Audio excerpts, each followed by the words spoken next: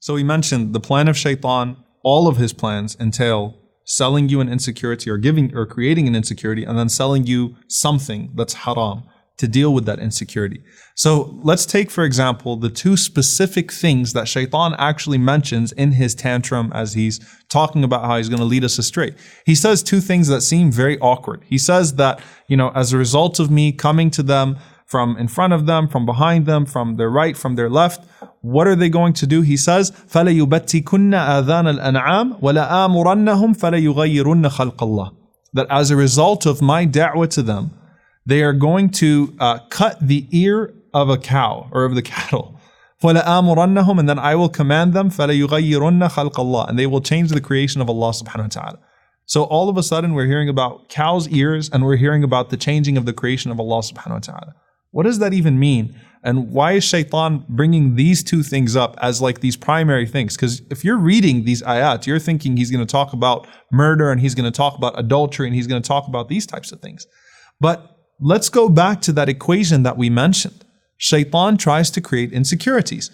Now these two things, first and foremost, cutting the ear of the cow.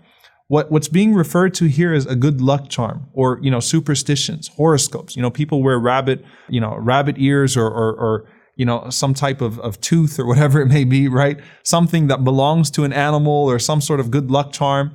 Or people actually start to believe that, if this person is at my game and if this person's wearing this color jersey, then we're going to win the game. Then, everything's going to be okay. People start putting their beliefs in these silly things, and they seem very silly. Fortune cookies, right? Although I don't remember the last time I've met someone who actually believed in a fortune cookie, but they must be out there, right?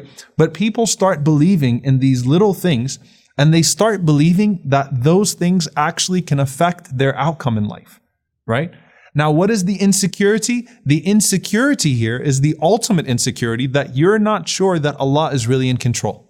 That's the ultimate insecurity. You are questioning Allah subhanahu wa ta'ala's control and Allah subhanahu wa ta'ala's authority and Allah's power. Now, what does shaitan do? He tries to make you resort to superstition, good luck charms, right?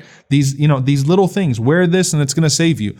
Instead of doing what the Prophet ﷺ said, you see these blue eyes that are hanging on everyone's cars and, not actual blue eyes. No, I don't think anyone actually hangs blue eyes, but those little things that have, the blue eye there, and this relic is supposed to protect your house from envy and protect it from the evil eye. And if you wear it, then it's going to protect you and so on and so forth. You start resorting to all of these things that are haram because you have this insecurity about the control and the power of Allah subhanahu wa ta'ala and the way that Allah subhanahu wa ta'ala truly controls your future and your outcomes. So that's a major insecurity.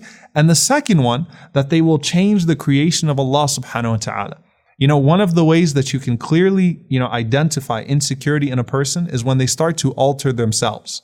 When they start to go through cosmetic surgeries, when they start to, not for any need or necessity, but they start to change the way that they look. And unfortunately, that's something that's praised in the society, right? A person goes under the knife for 16, 20, 24 hours to change something about themselves, and that's praised, right? But the problem is that what we're not addressing is the insecurity. The insecurity, I don't like the way Allah created me. I'm not satisfied with the way that God created me. I'm not confident with what God has given to me. And so shaitan creates the insecurity. Then shaitan says, well, try to change it in an impermissible way. Here's how you can start altering yourself. Here's how you can start changing yourself to look better, right? So you're not pursuing the sight of Allah subhanahu wa ta'ala. You're pursuing the sight of people, and you're pursuing the sight of people in all of the wrong ways. You're pursuing the sight of people in ways that are degrading to you and degrading to the purpose that Allah subhanahu wa ta'ala gave to you. So in both of these situations, insecurity is created, and it's a major insecurity that represents something far larger than what meets the eye. And shaitan proposes something that is explicitly prohibited by Allah or His Messenger sallallahu alaihi wasallam, not because these little things, and that's one of the reasons why these little things are mentioned. Because, if I was to see someone bowing to an idol, right, then I would assume certain things about that person, as opposed to someone that, just had a good luck charm on their chest. But they could both be committing an act of shirk, right? They could both be committing an act of disbelief.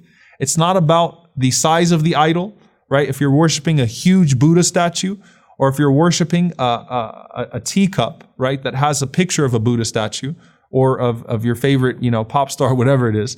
It's the same thing. It's still shirk. So one of the reasons why shaitan proposes these small things is because these small things represent major things. And you're more likely to not take them as seriously. And instead of addressing the insecurity and addressing the problem that you have in believing in Allah subhanahu wa ta'ala's authority and control and how Allah subhanahu wa ta'ala created you so that you could fulfill that, instead you resort to these things, and that those things are symptoms of a far greater problem. And we ask Allah subhanahu wa ta'ala to grant us security in the right things and to not let us become insecure in a way that shaitan could feast on our insecurity.